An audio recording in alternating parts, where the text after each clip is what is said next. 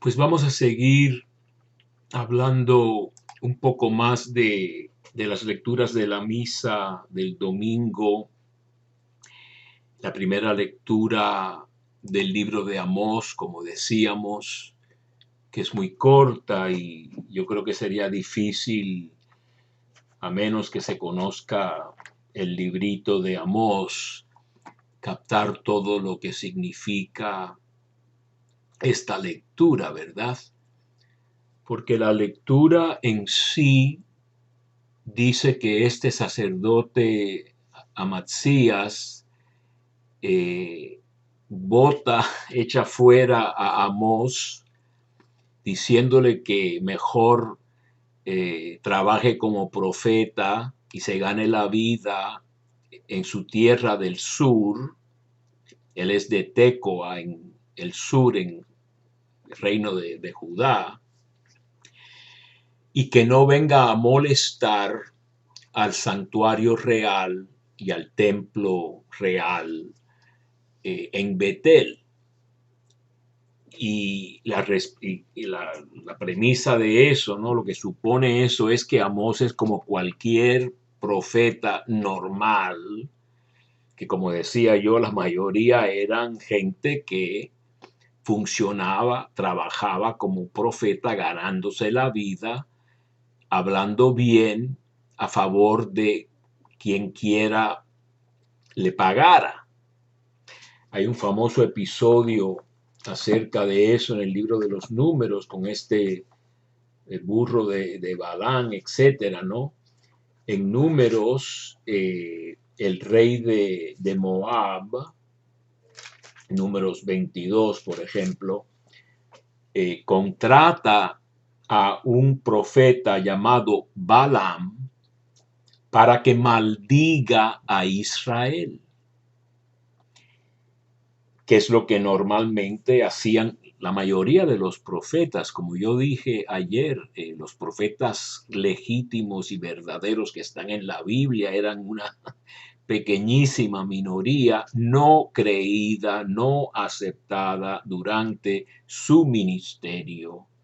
Y solo cuando se cumplieron las profecías mucho después, en el caso de Amós, unos 40 años después, pues entonces sí los aceptan y les construyen monumentos, como decía Jesús.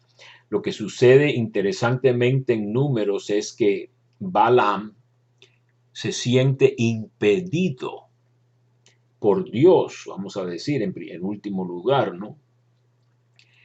De maldecir a Israel. Tiene que bendecir a Israel. Eso es lo interesante de ese episodio, es que ahí tenemos varios capítulos, del 22 al 24, importantes en números que son muy, muy interesantes, que muestran un caso típico o no típico, porque en este caso el profeta no puede funcionar según su amo o el que le está pagando, su patrón, o el que le ha contratado. Entonces lo que le responde Amós a Amasías, el sacerdote de Betel, es que él no es un profeta. Quiere decir, él no es de este tipo de profeta, sino que tiene dos trabajos. No necesita ganarse la vida en su tierra, sino que el Señor le ha enviado al norte, fuera de su tierra, a profetizar. Y lo que yo quería decirles y les estaba diciendo cuando digo que la lectura es muy truncada, debería, claro, las lecturas del domingo es para dar el mensaje de ese domingo y después cuando leemos el Evangelio es que Jesús los manda sin sandalias, o mejor dicho, con sandalias, pero sin túnica, etcétera. Y quizá el propósito de esa lectura es simplemente mostrar que los profetas no son aceptados o algo por el estilo que no me queda totalmente claro. Pero lo que sí sé es que el contexto de lo que es la lectura esta de la misa es que el sacerdote Amasías eh, dice que le dice al rey de Israel, del norte de Israel, ¿no? Amós conspira contra ti en medio de la casa de Israel. Déjame controlar si está en la lectura o no. No, en la lectura no ponen nada de eso. Este es el problema que tiene, ¿no? Por eso se trata de echarlo de la tierra, no es nada más lo que dice la lectura, que es muy breve. El sacerdote le dice al rey, Amós conspira contra ti en medio de la casa de Israel. Ya no puede la tierra soportar todas sus palabras, porque Amós anda diciendo, a espada morirá Jeroboam. Este es el famoso Jeroboam II, que es un rey muy corrupto.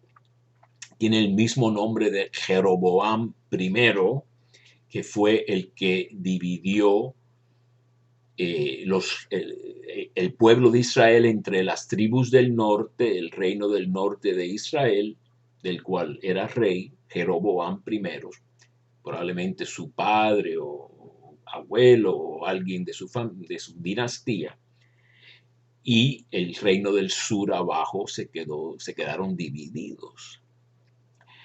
Entonces, Amós arremete contra la corrupción de Jeroboam II, que por cierto era un reino de prosperidad, pero para los ricos nada más.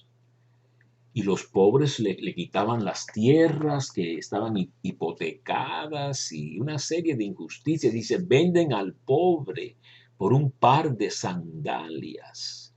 Y cuando busca justicia en las puertas de la ciudad, pues se echan fuera al árbitro, ¿verdad? Y con mucha actividad religiosa. Por eso Amós dice que Dios dice, detesto sus fiestas religiosas. Amós 5, verso 21. No me gusta el olor de vuestras reuniones solemnes. Si me ofrecen holocaustos, no me complazco en vuestras oblaciones. Aparten de mi lado la multitud de tus canciones. No quiero oír la salmodia de tus arpas. Dios está asqueado del culto religioso en medio de una grandísima injusticia social.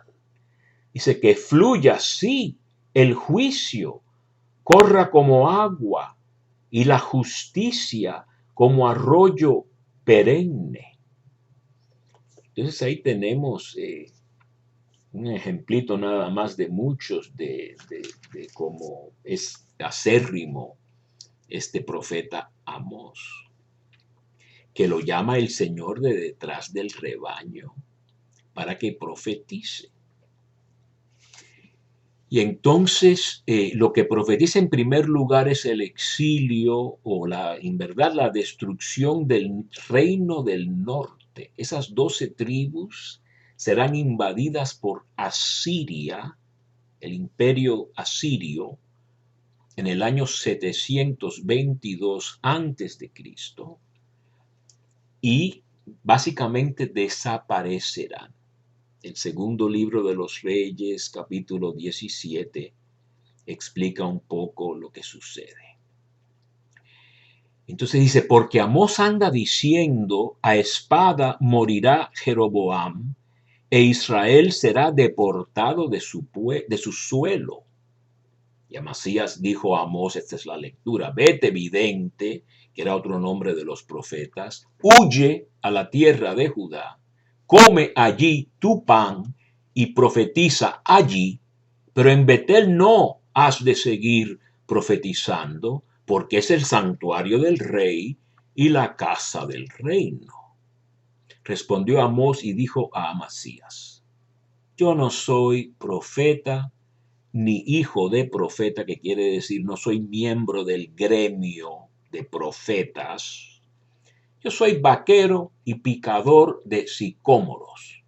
Pero Yahvé me tomó de detrás del rebaño y Yahvé me dijo, ve y profetiza a mi pueblo Israel. Ahora escucha tú la palabra de Yahvé. Y esto lo ponen en poesía, no en prosa.